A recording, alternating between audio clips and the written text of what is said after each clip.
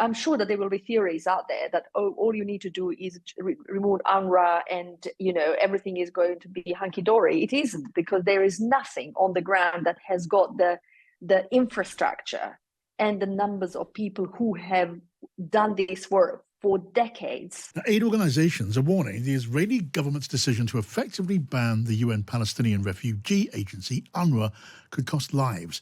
The Israeli Knesset voted to pass legislation last night banning the agency from working in Israel, accusing it of colluding with Hamas in Gaza. Both Britain and the US have criticized the move, with Keir Starmer calling the development gravely concerning. Well, I've been speaking to Baroness Aminka Helic, a former foreign policy expert, former government advisor appointed to the Lords by David Cameron. And I began by asking her for her thoughts on this decision. Banning UNWRA is not just about allegations of some stuff being connected to Hamas. It is about the fact that UNWRA legitimizes Palestinian refugee status and the right to return. So that's a big thing that looms large over this decision. Apart from that, it immediately violates the UN Charter, and the State of Israel has obligation under international law. It will and can affect overall 5.9 million Palestinian refugees that are eligible for UNWRA services, because they have a big network of the activities that they do. They run over 700 schools, 140 primary healthcare clinics. They rehabilitate houses, infrastructure, and provide support throughout. I know that some of this has already been destroyed, but UNWRA is the only organization that there is on the ground that can still help in the survival of the people that are currently living or surviving in the territory of Gaza, but elsewhere as well. What then, in your view, then will be the impact of this ban on Palestinians? Are the services you're describing there, the work that UNWRA does, is that replaceable by other agencies and other sources? I don't think so, because you can. I'm sure that there will be theories out there that, oh, all you need to do is remove UNWRA and everything is going to be hunky-dory. It isn't, because there is nothing on the ground that has got the infrastructure and the numbers of people who have done this work for decades and are capable of providing support for. These are not refugees, and these are not people living in Gaza, let's say, or West Bank prior to 7th of October. These are people who have been living under a constant bombardment. I mean, the most ferocious attacks, and really are at the end of their strength.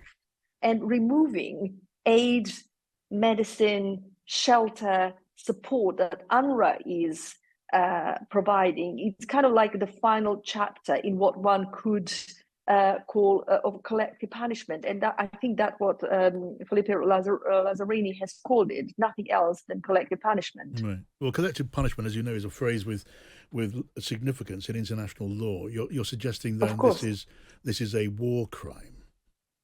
I am not suggesting anything. There is international law. There are lawyers.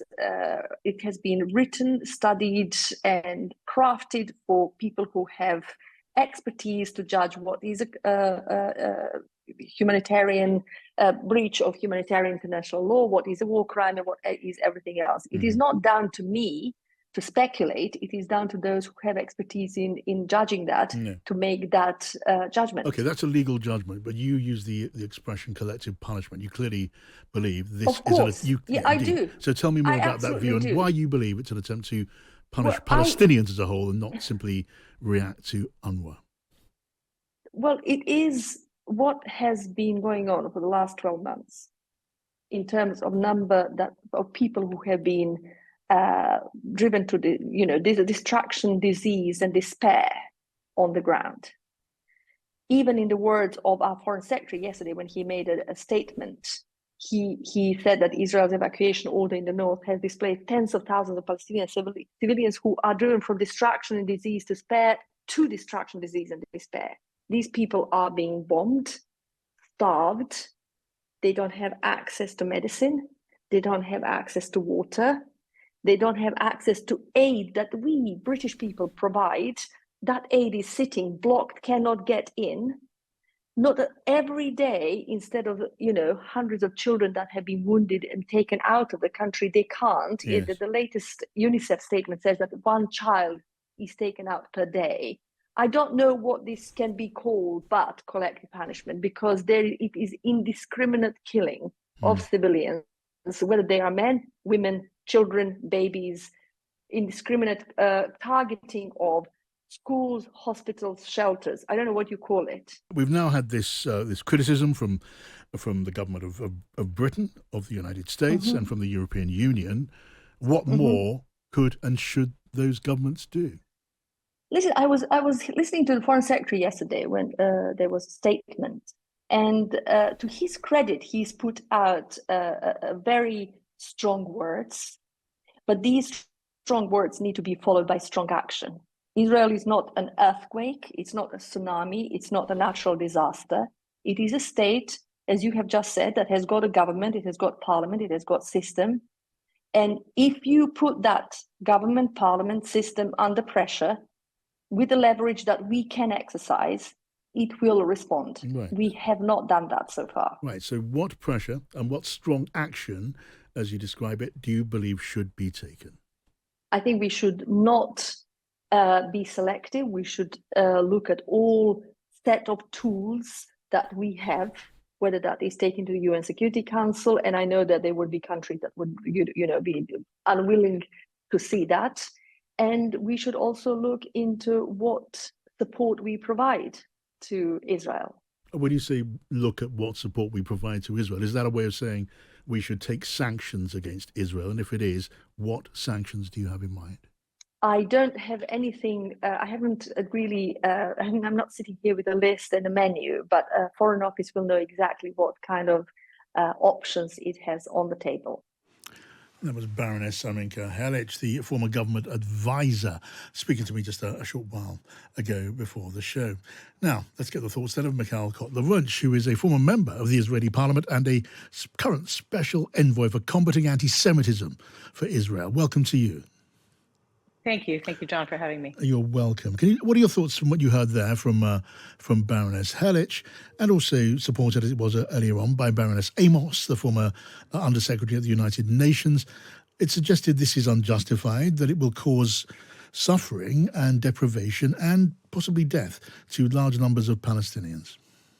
Actually, the really concerning part of it for me, John, is to hear the Baroness and others that have issued these statements that champion UNRWA as what we know today to show with fact, not only that participated in the war crimes and crimes against humanity perpetrated on October the 7th, but in the actual war crimes that hold the Palestinians in Gaza hostage by Hamas, a genocidal terror organization for whom human tragedy is the strategy. UNRWA workers literally not only participated in the thousands who infiltrated the state of Israel on October the 7th, and I remind us there was a ceasefire on October the 6th, and Israel hasn't been in Gaza since 2015. Yeah. Not only did those UNRWA workers, teachers, doctors participate actively in the attack on the state of Israel on October the 7th, but in fact, they continued to hold hostages in their own homes. So the fact that UNRWA, that has colluded with Hamas, a genocidal terror organization, but one proxy of an Islamic regime in Iran that has not only on October 7th, but since October 7th, continued waging war on the state of Israel with its other proxies in a multi-front attack, Hezbollah from the north, the Houthis from the south, Iraq from Iraq, including today with barrages of rockets in violation of international law with thousands of rockets, each a double war crime, not only targeting and today, as of today, murdering Israeli civilians, including children playing in a soccer field, and as I said, just today, including a civilian. Not only has UNRWA participated in all of that, but UNRWA, in fact, indoctrinated, taught with your funding, with your tax dollars, the UK and Canada and Germany and France, indoctrinated, inculcated the 7,000 plus barbaric savages who perpetrated those atrocities with blood libel and anti-Semitism that would not be allowed to be taught in the UK. And in fact, it continues to indoctrinate Palestinian children in Gaza right now. So what is shocking for me is actually the obsession with UNRWA that refuses to see, even though we have Palestinians who grew up in UNRWA refugee camps, telling us that UNRWA is part of the problem and not part of the solution. Now, when I put the Israeli accusations about UNRWA's involvement in October the 6th, she gave an answer which will be familiar to you, that the UN carried out an investigation. 9 members of UNRWA were sacked, and I understand you will not accept that answer. What about the point that UNRWA is composed, though, of thousands of people who care for millions of Palestinians, and they will be caught up, they will suffer when it comes to food supplies, medical treatment, as well as education, and there could be needless deaths. How do you answer that question of, well, what Lady Helic describes as collective punishment? More than anything, actually, if you care for the human rights of Palestinians in Gaza, you should recognize that UNRWA is a part of the problem and not part of the solution. And I'll be very clear. UNRWA was born in sin. It is the single refugee agency that was at the time formed for a limited time in order to enable one group of refugees, Palestinians, whereas all other refugees in the world have a separate agency that cares for them, and is the single refugee agency in the world that passes down refugee status from generation to generation. Okay, but Mikhail, forgive me for interrupting, because you've made your point, and it's important that you do get a chance to make those points. Sure, thank you. However, millions of Palestinians could suffer as a result of all of this, who are not part of UNRWA, and it's argued that the place of UNRWA cannot be filled by other agencies. So what about those innocents? Well, that argument is false, because we clearly know that in other cases where there are refugees, and we can have a conversation about what refugee status means and if it can be passed on from generation to generation for one single group of people, that is actually the perpetuation of a forever conflict. That is for another day. But we know that in every other setting, there are, in fact, humanitarian organizations, and there could be in this setting as well, actual humanitarian organizations that make sure that the food, that the trucks that were referred to in one of your interviews, I believe, actually arrive at who they are destined to arrive at. Do not fall into the hands of that Hamas genocidal terror organization that uses its own people, or the people of Gaza, as human shields, as human sacrifices, that have shot Gazans trying to escape Gaza.